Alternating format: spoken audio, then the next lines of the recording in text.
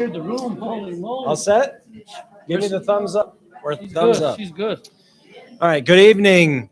My name is Jerry Shallow, President and CEO of the Rancho Regional Chamber, and we're excited that you all are here for today's candidate forum. The candidate forum consists of a number of questions. We'll have an opening, we'll have a closing. We'll also have a number of questions that'll be asked. It'll be an alternating order. And in this case, there is not an incumbent. It's basically a new district due to district realignment. This district was created. So both of our candidates are new to the district for the office. So that being said, our two candidates consist of, from the Republican Party, Alan Moss, and Democratic Party, Ramon Montano. Thank you both for being here. Once again, this is not an opportunity to attack your opponent. This is an opportunity for those that are watching on Facebook Live that will see it on the Chamber's website starting next week, or we'll hear it on KDSK on Sunday mornings, that they are learning about you and why they will vote for you. So that being said, before the event, we drew numbers, and Alan Martinez, you will start us off with the opening. Drew You the have lucky 2 number minutes. today. I appreciate you, Mr. Shallow, and the Rio Rancho Chamber for hosting us. I appreciate the people that are here and the people that are watching. My name is Alan Martinez, and I'm running to represent District 23. The reason I'm running is because I'm tired of complaining. There are a lot of issues. We have high crime. We have low test scores in education. We have businesses that are struggling. I've always been the type that I look to solve problems. I solved problems for 25 years for the veterans of this state. I had a great career working for the Department of Veteran Services in Santa Fe. I was always the guy that they would come to and say, you know what, we can't figure this out. I would put my head to the problem and figure out the problem. I started as a file clerk. I ended my career as the deputy secretary after being appointed by two governors. First was appointed by Bill Richardson in his last year of his last term. And then I was reappointed by Governor Martinez. And it was always a great feeling to me when I'd travel around the state to listen to the problems of veterans. And the question would come up, what branch of service were you in? And I would tell them I was not a veteran. I had some health issues when I was a child, and Uncle Sam didn't want me. But working hard every day earned me the respect of veterans across this state. And those of you that are veterans, you realize that it's a very tight community. They don't let a lot of outsiders in. But I've always been an outsider. I'm not a politician. I'm a problem solver. And that's what I want to do for District 23. And that's what I want to do for the state of New Mexico. Thank you, Mr. Martinez. Ramon Montano, your opening. Thank you to the Chamber for allowing us to be here this evening and for everyone tuning in. Me and Mr. Martinez cleared the room, actually. It was full house, but we got some great loyal people here today. I'm Ramon Montano, resident of Rio Rancho. My family initially moved here back in 1994 or 5 when there was no roads, and actually where my sister lives and family lives, there's still no paved roads. And I was born and raised in Las Vegas, New Mexico. And at an early age, I grew up, my mom and dad, my mom worked in surgery for 35 years. My dad was the director of Department of Labor and was one of the only staunch Republicans back in northern New Mexico. You could count them on one hand. So I grew up in a Republican home. And I grew up watching people like Pete Domenici and some of our local leaders, Democrats, come to my dad's house and talk about issues, right? How to solve problems in a time where they could agree to disagree, but at the end of the day, a handshake, cordial conversation got the work done. They produce things for our communities. And later on in life, I decided to run for Board of Education, where through that process, I served 4 terms. I was able to serve 2 terms as president of Mexico School Boards and fighting the bureaucracy and the nonsense that takes place in Santa Fe. The hypocrisy that you see on a regular basis is why I decided to run. It's time for change. It's time for people to solve the real issues that impact our families at the dinner table. And I've advocated for public safety, our seniors' health care, the past 21 years. This will be the 22nd year that I attend the legislative session as an advocate. I haven't been paid a dime. That's not what I do. I believe that we need to speak up for people who unfortunately can't make the trip there or feel that they don't have a voice and that are dealing with real issues. So I'm just here to let you know who I am and where I stand on some of these issues. And I look forward to answering some of your questions. Thank you. Okay, thank you, Mr. Montano. So very first question, Mr. Montano, is coming right back to you. And the question is around schools. New Mexico is currently ranked 51st in the nation in education. We did continue to fund the schools in New Mexico at a stronger rate, including pay raises for teachers last year. The challenge continues to be is how do we get off the bottom of the rankings when it comes to schools? What are your thoughts around that, and what can the legislature do to turn this around? Well, as being a former president of Mexico school boards, we've been in the front lines, in the trenches, fighting this fight year after year on both sides of the aisle.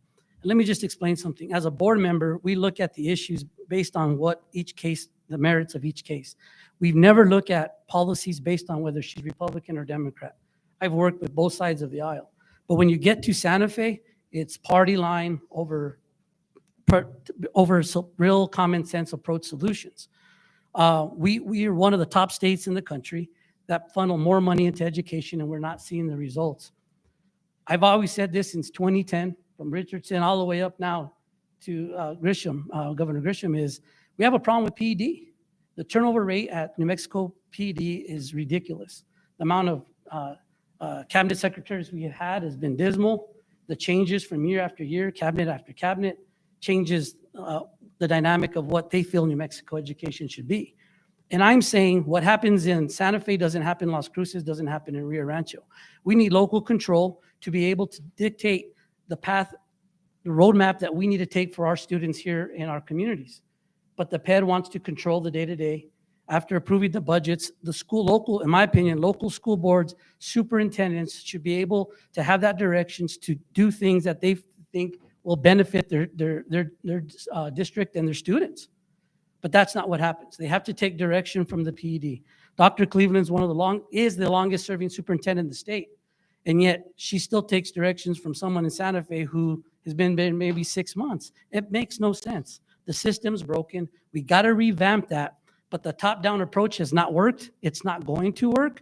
We need to allow our districts to do what's best for their districts. And at the end of the day, we hold those school board members and superintendents accountable if they're not meeting that. But right now, there has to be change within the PED. It starts there. Thank you, Mr. Montano. Mr. Martinez, same question on education. My plan is to do something extremely revolutionary when it comes to education. I want to listen to teacher District 23, and I actually call just 3 days ago from somebody that had seen one of my cards or read one of my signs. I don't remember which, but she called me up and she was very upset. And she says, I want to know what you're going to do to improve education. So I talked a little bit about my plan. She says, have you ever talked to a teacher? I said, I absolutely have. I've talked to several teachers. She says, you know what? Nobody ever talks to teachers. I said, the problem is we're funding the system. We're not funding the classroom. We will give millions of dollars into education. How many of that is actually reaching that teacher and that classroom?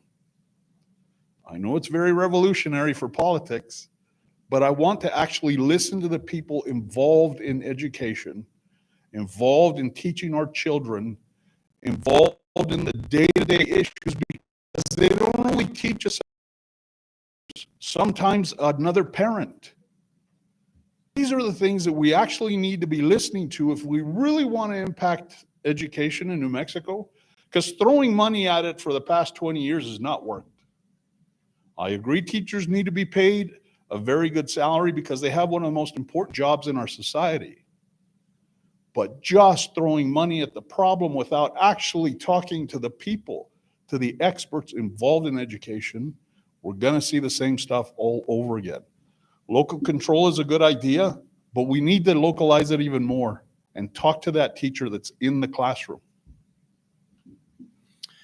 Thank you, Mr. Martinez. Okay, question coming right back to you, staying with education. Career technical education is needed in New Mexico, and we are standing in a facility today that is expected to open next year at Rio Rancho Public Schools to offer career technical education to all students in the school district here. The challenge here is in New Mexico, career technical education is not properly funded. It's not funded at all by PED. What are your thoughts on changing that, starting at the legislative level? Thank you for that question. My plan is to fully fund CET or CTE. I met with an industry representative this morning with the Auto Dealers Association. He says one of our biggest struggles is hiring automotive techs. He said they can make up to $100,000 a year, but we're not finding them. We're having to grow them organically in our own organization. They send them to school. As long as they show up to work and work hard, they will grow organically their own people. But if we capture that student at a young age and give them that opportunity, we talk about giving opportunities. This is a great opportunity for the community. And if we do it right here, if we fund it, if we make this thing run the way it's supposed to, this can be replicated across the state. Not every community is the same, but the process, the system can be replicated. This is a great idea. I was happy to be invited to the dedication, but this has to be funded instead of just throwing more money at post-secondary education. Get them when they're in high school, middle school. Encourage them to seek a trade. A welder can make a ton of money. You don't need a master's degree in some technical field. You can be a welder, a plumber, an electrician. And those people will stay in the community and that money will stay here. Thank you, Mr. Martinez. Mr. Montano, same question. This is something we've been advocating now for many years, to get students who are going into a four-year college degree into a career ready, straight from high school into a good, solid paying job. But yet, as you said earlier, school districts across the state have to pay for CTE through operational dollars, with increases in teacher pay, other increases with infrastructure needs that aren't being paid by the dollars to other places they normally wouldn't. This has to be by the state. These are programs that, by increasing CTE in our schools, I was disappointed over the years. Some of our vocational colleges, we called them, were doing that. Then they started competing against the four-year institutions, and we lost the trades. And when we lost the trades, we lost these students from having an opportunity to enhance themselves to go to a career ready. Right during COVID, I attended a conference for the construction industry, and they were outsourcing majority of those jobs to Texas and Oklahoma because they didn't have New Mexicans who were licensed in backhoe operating. Jobs at $75,000 starting were outsourced. People living in RV parks here because we weren't getting career ready. It's shameful, but our schools need the support. It costs a lot of money to operate these types of programs. We can no longer wait on higher education to try to help fund these programs. It takes everyone involved. Takes the community, all the stakeholders involved to be able to make this a successful program. The schools alone aren't going to be able to do it themselves. It's going to take the community, the business leaders, and the funding from the state as well. Because some of that money of Title I money is supposed to go to CTE. It's not enough. And then the rest comes from operational dollars. And this is a prime example for us to have this sustainable long-term, to have kids ready to go to work, because not all our kids are going to go to college. We're going to have to fund this, and it's not cheap. Hobbs is a prime example of what funding a CTE program. They have one of the top premier CTE programs in the state. It's possible. We can do it. Thank you. All right, Mr. Montano, the first question's coming, or third question's coming back to you. In New Mexico, labor force rate is 56.5%. That is ranked 49th in the nation. Roughly, that means that 1 out of 2 working adults is employed in New Mexico. So, and that's between the age of 18 and 65. Your thoughts on what the legislature could do to bring New Mexicans back to work? Well, it starts with, well, we have to create the opportunities for these families to go. As I go, gas going up and prescription drugs and groceries, we're having parents make the decision to stay home to take care of their younger kids because they can't send them to daycare. They don't qualify for subsidies because they make a little too much for those opportunities. So they're having to stay home. And yet they're still having a hard time paying their bills, having a hard time getting through this. So what we need to do is we need to encourage people to go back to work, support them in those areas. There's some areas like in Medicaid that we need to look at revamping. So we use dollars to help those families who are trying to really work, provide for their families some support to do that. And also we have to fix the crime issue in our state to create more opportunities for businesses to come and relocate here to provide better quality jobs for our families. Right now, a lot of our constituency in Rio Rancho leave here every day to go work somewhere else. We need to create better opportunities here within our community, things that you guys do with NAOP working on recruitment. But alone, Rio Rancho can't do it alone by themselves, the city, the mayor, and the county commission. This is going to take a team effort to help clean up the situation we're dealing with crime so we can bring in economic development for our state to help give people better opportunities. But right now, our families are struggling, and they're having to make that hard decision. They don't want to stay home. I just talked to a single mom yesterday. She goes, I gave up my career, not because I wanted to, but we couldn't afford daycare. We couldn't afford childcare. So it's a wash. But, and it comes with that, mental health issues, other issues that come along with that. They're still struggling, even with that decision. So as a legislature, I would fight to support some of those measures to increase that. Thank you, Mr. Montano. Mr. Martinez, the same question. One of my catchphrases is bad policies never produce good results. And I think the policies that we've seen come across lately where we do not reward hard work or do not reward innovation, we need the program CTE, and we will create our own drivers with economic policy. We will opportunities. I understand that people who are staying home because they're taking care of children. For this past week, we've been taking care of my two grandsons, and I forgot how much energy it actually takes. And I was just talking to somebody. We need to fund early childhood development, early childhood daycare. We need to do it right because we need to allow these opportunities for our neighbors to be able to get back to work. And it would solve a lot of problems. It would bring people out of debt. It would, if we pursued the right policies, we wouldn't see the inflation that we're seeing now. The inflation problems that we're seeing now have been exacerbated because there is horrible policies. We're trying to kill oil and gas in this state, and yet trying to reap the benefits of the money to pay for education. Those policies don't make sense to me. You can't, talk about biting the hand that feeds you. We need balanced policies across the board.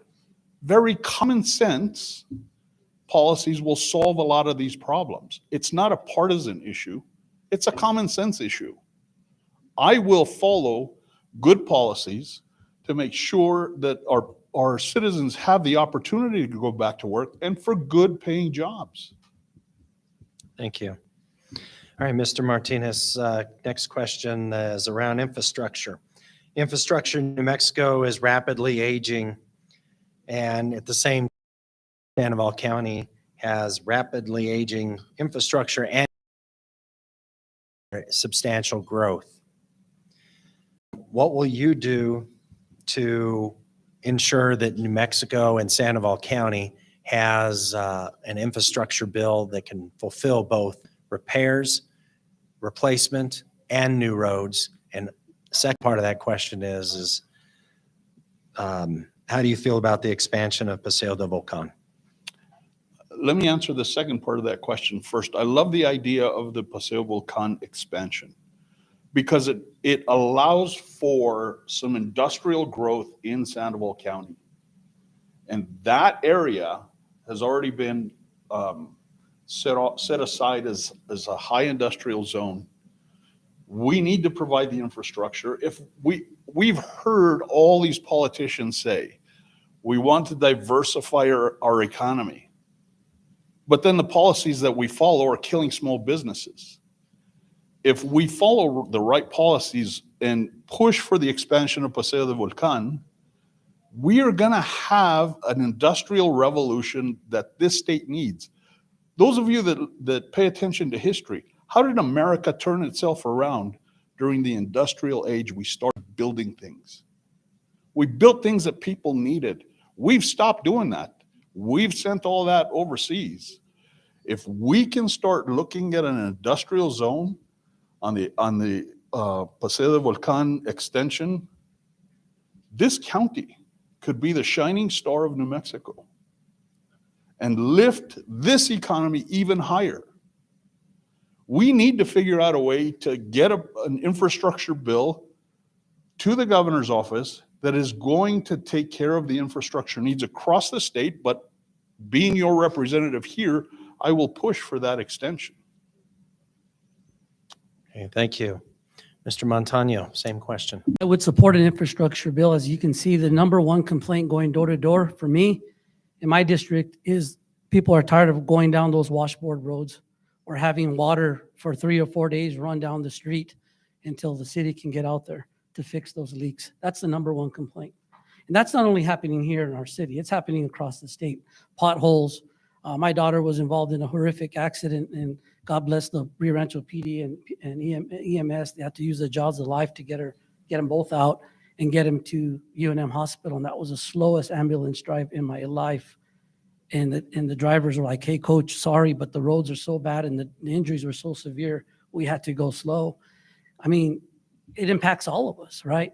So those are things that we need to do. As we're expanding and Rio Rancho is growing, we can't forget about the older neighborhoods that have been in existence. We have to maintain those roads and ensure that they're safe, they're well lit at night.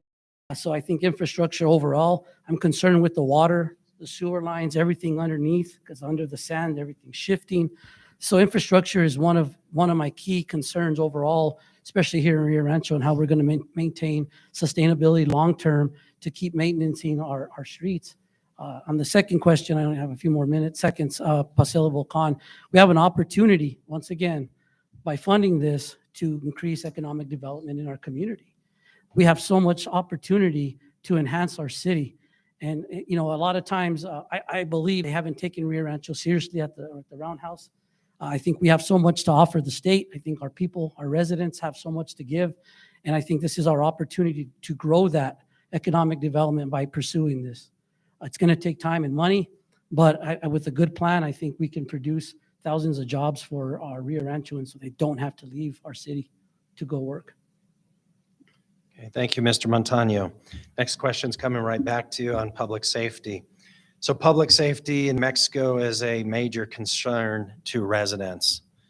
Matter of fact, it just came out 2 days ago that the city of Albuquerque 15,000 members of those gangs. Sandoval County being the neighbor to Albuquerque and all of the challenges, it's just a matter of time before it comes up the hill. What are your thoughts on, and what would you propose be accomplished at the legislative level to fix public safety in the state? Well, let's not fool anybody here. We had back-to-back shootings. Back-to-back shootings. The crime's already coming here. We have a crime problem in New Mexico. Some say we got to reform it. Some say we got to give these guys an opportunity to get reformed. But I'm telling you right now, we have to hold these violent criminals accountable. We have to lock them up. We have to let them know that we're not going to tolerate crime in our state. We have to take back our community. Literally, my daughter texted me at 10 o'clock at night. Wife can attest to this. Help, they're in my house.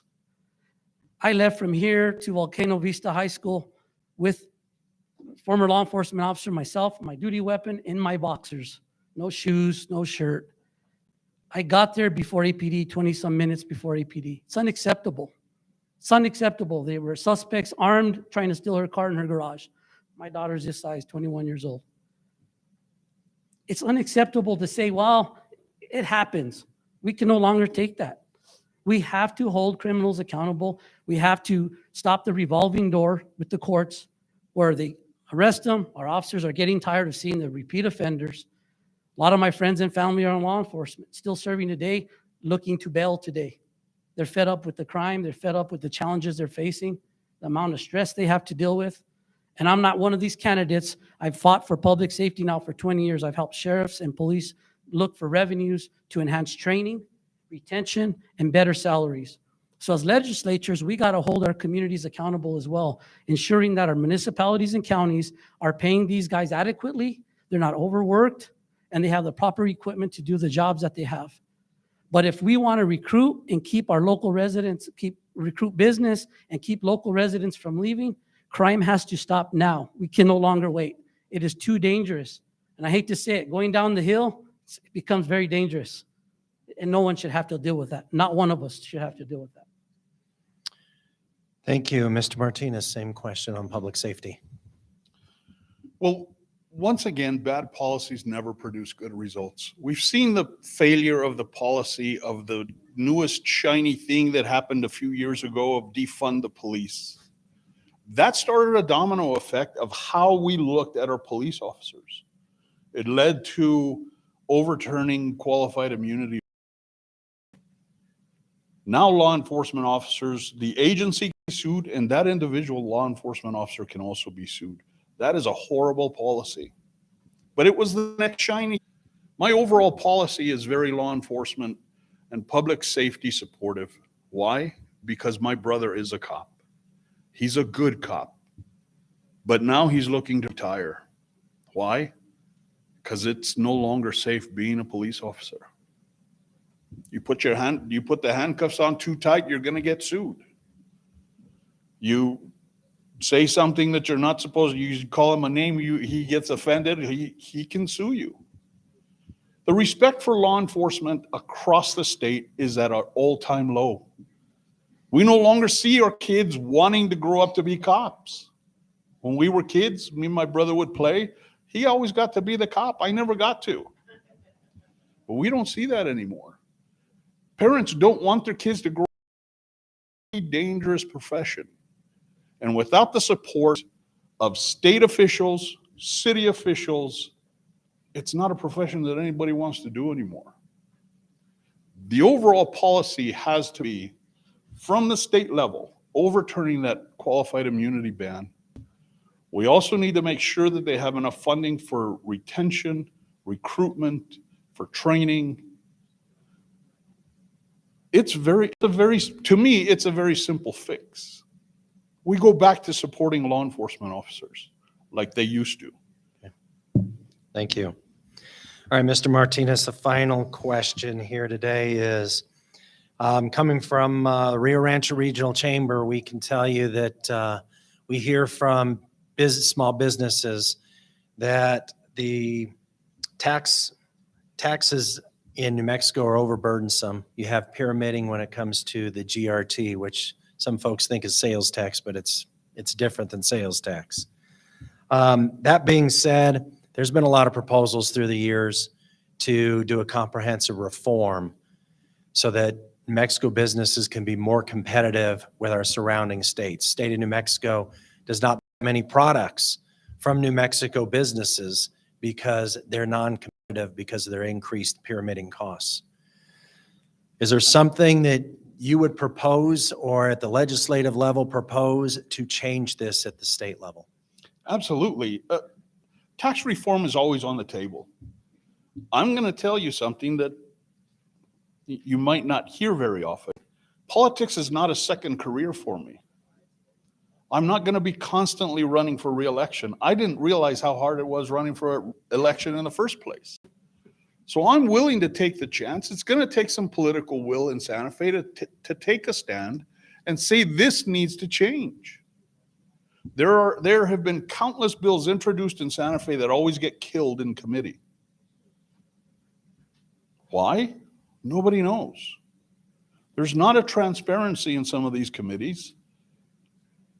If I hope you vote for me this time and give me the chance to go to Santa Fe to create some problems for some of these career politicians. And if you don't like what I do, don't reelect me. But it takes political will to break from the policies that have been instituted, that we are going to tax our businesses to death because we need that extra GRT. The pyramiding is killing small businesses. And industries do not want to come to New Mexico when they look at our tax structure. The other thing I found out a couple of years ago, I didn't realize that the medical profession pays a ridiculous GRT. Why are they leave Texas and come over here to practice medicine? A few weeks ago, I met with a specialist, a heart specialist, and he said, I moved here because my wife got a good job. We've always loved New Mexico. But my father wanted to move here, and I discouraged him from doing so because the tax structure is ridiculous. This has to change. If we ever expect New Mexico to flourish, it's going to take political will. And guess what? I will have that political will. Thank you, Mr. Martinez. Mr. Montano, the same question. It has to be tackled. It's a very complex issue. Matter of fact, I was criticized by a current Dem House member from Santa Fe, called me and says, I heard you want to redo the GRT, and it generates revenue. Like, yeah, but we have no clue where that revenue goes to. There's no plan on how that money's being spent. It has to be looked at. It has to be revamped. And it's not going to be done overnight. It's a process. But what's happening, as you say, it goes to committee. You can walk in and count who's on the right, who's on the left, how many D's and R's, and how that committee is going to vote. There's no more conversation around this. There really isn't on how to tackle this issue. It's because it's hurting our small businesses. And then what happens to those businesses? They have to pass that charge to somebody else. We're the consumers. They pass it on, trickle it down to us. So ultimately, we're paying for that. So there definitely has to be a collaborative effort between Democrats and Republicans to stop the nonsense, to put party aside, to revamp this so we can start benefiting our local businesses here in our community, because it really has a negative impact. Businesses don't want to come here. And ultimately, I'm tired of hearing, well, we have a system in place and it's working. We have a system in place that's generating revenue. We have a system in place that's being able to fund money to support public services and all this other stuff. Yet none of us really have a say how that money's being spent. It's not transparent. It's not open government. We have to take that back to the table if we want to continue to support small businesses, which to me is the lifeblood of New Mexico and hires most of our employees here in our state as small businesses. And yet we talk about it. We talk how happy we are as legislators to support small business, but policy says another thing. Their votes say another thing. And that both sides of it, not just one side. So we have to come together. Thank you. That concludes all of our questions. So, Mr. Montano, 1 minute on your closing. Well, thank you guys for listening to us this evening. I'm Ramon Montano. Many of you know me as served on the Rio Rancho board, volunteered in our community now for many years, only as a high school coach, t-ball coach, working within the community with different organizations, and being a leader in the state with New Mexico school boards. Look, folks, yes, I'm a Democrat on paper, but at the end of the day, I've worked with people on both sides of the aisle. A lot of people in this room, in the hall, won't say that I have, but we've worked great together. When we come together, good things happen. We need to stop electing by party. We have to start voting for people who are going to go to work for you, be transparent on how they're voting, and be willing to stand up against leadership. I'm one of those candidates. If you look at the money I've raised, it's not from political party people because they think I'm too far to the middle where they can't trust me with what I'm going to say. But you get what you get, open and honest. Give me a call, Ramon Montano. I'll be glad to take your calls and listen to some of the issues and concerns that are important to you. Thank And you. God bless to Mr. Martinez and his family. We're not enemies. We get along really well. And I wish the best for you and your family. Thank you, Mr. Montano. Mr. Martinez, your 1 minute closing, please. I agree. Ramon is a great guy. But I'm still asking for your vote. I think I'm just that much better. I am running not as a politician, not as somebody who has done this hundreds of times, not as somebody who has pursued other offices. This is the only office I will run for because I think it's important, because I'm tired of complaining, and because I know what it's like to pursue good policy. The Department of Veteran Services, when I started, we've heard about all the lists, the rankings, education, crime, cost of living. Veterans weren't even on a regional list. They counted Arizona, Utah, Colorado, Texas. Where's New Mexico? We weren't even on the list. But I'm here to tell you that these rankings can change because over 16 years of pursuing good policy, hard work, bringing people together, the last 5 years that I was with the department, we were within the top 5 in the nation. Hard work can change things. Good policy produces good results. The veterans of this state will tell you good policy made us in the top 5. Thank you. Thank you, Mr. Alan Martinez, Mr. Ramon Montano, representing House District 23. Thank you both for being with us today. We'll take a 5-minute break, and then we're going to shift gears, and we're going to go to the county assessor's race next. You have a 5-minute break.